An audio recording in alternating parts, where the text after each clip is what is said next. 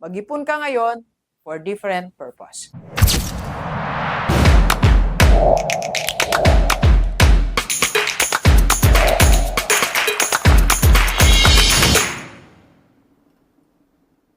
So isang hamon ni Rockstar sa lahat ng mga OFW, mag-ipon ka ulit. Dalawang klase po kasi ang OFW na nag-ipon. Right?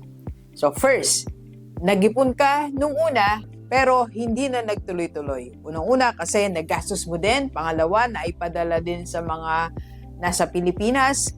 Pangatlo, naisugal mo. Pang-apat, nalugi yung venture mo. Meron kang ginawang isang bagay, nalugi. Pang-lima, maybe meron kang isang pinasok na isang bagay na hindi mo naintindihan, nawala yung pera mo. Like for example, merong isang nagpa-quote sa akin, sabi niya, Dok, nasunog yung 100,000 ko for, hindi ko maalala kung Bitcoin ba yun or Forex, but something like that. So, nawala yung pera niya, hindi niya nabantayan. So, ibig sabihin po, nag-ipon tayo, nakaipon naman tayo, pero nawala din. Kung yan ang situation mo, mag-ipon ka ulit. Okay? So, pangalawang klase ng nag-iipon, ito yung nag-ipon ka at nagtagumpay ka. Ibig sabihin po niyan, nakabayad ka naman ng utang mo, nakapagpaaral ka ng mga anak, napagawa mo yung bahay mo, nakaipon ka ng pang-emergency fund mo, nakapang-ipon ka for your retirement, nakapag-ipon ka para sa negosyong gusto mo. So, naging maayos ang pag-iipon mo. Kung yan ang senaryo mo, congratulations, nagtagumpay ka, pero kailangan mag-ipon ka pa din. Okay? Bakit? Unahin natin dito. Bakit kailangan mag-ipon ka pa rin? Nagtagumpay ka na. So, kahit nakuha mo na yung pangarap mo before, mag-ipon ka pa rin for your next project. Example, Dok, napatapos ko na yung mga anak ko. Mag-ipon ka pa din. Kasi pag nakatapos yung mga anak mo, hindi tayo sure kung magtatagumpay pa sila sa career, sa negosyo nila. Paano tayo? So, for yourself naman. Or maybe, Dok, ipon ako, naipagawa ko naman yung bahay, okay na kami. Pero paano yung future natin? Pag uwi mo sa Pilipinas, paano yung daily expenses natin? So, ibig sabihin po, mag-ipon ka ngayon for different purpose. Kumbaga, yung purpose mo ngayon is for higher level na. Hindi na yung basic. Tapos ka na magbayad ng utang, tapos ka na magpaaral ng anak, may bahay ka na, second level ka na. Ito na yung may kasama na siyang future.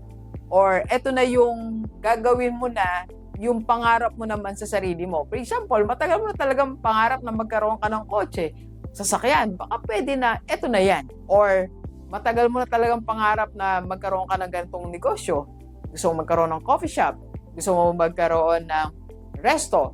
So, ito na yung focus ng pag-ipon mo. Pampuhunan na. Okay? Yun ang maganda kasi natapos mo na yung first level, nasa second level ka na. Kaya magpasalamat ka kay Lord. Kaya i-challenge mo ulit sarili mo, mag-ipon ako ulit. Now, punta tayo doon sa mga hindi naman nagtagumpay. Dok, nag-ipon ako pero nawala. Hindi ko alam anong nangyari. Nagastos, sabi ko nga, napamigay sa iba, naisugal natin, natukso tayo, nagastos natin, napautang natin. Anong gagawin natin? Mag-ipon pa rin tayo. Dok, paanong gagawin ko? Pero bago yan, magkape muna tayo. Kape po tayo, Delivers. Anong gagawin natin? So, eto 1 year. Mag-ipon ka ulit. Kung meron ka pang 1 year, diyan sa abroad, huwag ka mawalan ng pag-asa. Imagine mo kung makakaipon ka ng 5,000 per month. So, sa loob ng isang taon, meron ka pa rin may ipon na 60,000. Malaking bagay pa rin ang kayang gawin o may tulong sa iyo ng 60,000 pesos. Or maybe meron ka pang isang kontrata. For example, meron ka pang 3 years. And gusto mo mag-ipon o kaya mo mag-ipon ng 5,000 per year for 3 years, makaipon ka pa rin ng 180,000. Malaking bagay pa rin ang kayang gawin ng 180,000 sa iyo at sa pamilya mo. So, paano pa yung atake natin? Ito, may reminder lang si Doc sa lahat ng mga mag-iipon ngayon dahil hindi tayo nagtagumpay sa unang attempt natin mag-ipon, second attempt na, third attempt ko na, Doc, hindi pa rin ako makaipon. Bigyan mo pa ng pang-apat na attempt. Pang-apat. But this time with this principle. First, ibahin natin yung style natin. So, kung dati nag-ipon lang tayo, nandiyan lang sa wallet, iba na yung style. So, kung dati pinapaipon natin sa iba, hindi na, ikaw na mag-ipon. O kung dati nasa isang account lang sa bank, iniipon mo lang, ngayon kaya, subukan naman natin na idiretso mo na sa investment mo. Like yung mga members po natin sa IMG Rockstar Community. Directly, nagbabayad na po sila ng Kaiser. So, yun na rin ang ipon nila. And directly, bumibili na silang shares sa mutual fund. So, yun na ipon nila. So, in other words, hindi sila nagtagumpay nung una kasi nga, yung pag-iipon nila, yung style, hindi siya tama. So, kumbaga, parang na-access din nila, na ipapadala din sa Pilipinas. Pero itong dalawa na to, effective, nakaipon sila. Alright, so kung gusto mo ng gantong style, pwede kang mag-message po ang personal FB. We can assist you. And number 2 is, ibahin mo naman yung purpose o yung label na tinatawag. Sabi ko nga kanina, baguhin mo na yung purpose mo, higher level or specific. For example, dati nag-ipon ka lang ng 1,000 isang buwan ng hindi mo naman alam kung anong purpose. Kaya nung may ng utang, pinautang mo. Nag-ipon ka ng 2,000 isang buwan, kaya kung nung may nag-offer sa'yo ng ganito, binili mo nang hindi mo naman talaga naaral. So ngayon may purpose. For example, ito, pambabayad ko pa rin ng yung isa kong inutangan, di ko pa natatapos, babayaran ko na siya. So ito, pampaparepair ko ng bahay para hindi na nahirapan yung pamilya ko pag umulan. So meron na siyang specific purpose, ang ipon mo. And third, ito na yung my don'ts. Meron na siyang my don'ts o yung hindi ko gagawin dito sa ipon na to. Mahalaga na malaman mo kung ano yung gusto mong gawin sa naipon mo.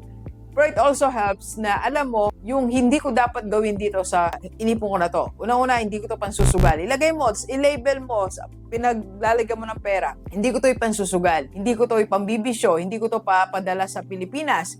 Hindi ko to ipapahiram. So, meron na siyang don'ts para papangalagaan mo rin at maprotektahan mo yung ipon mo.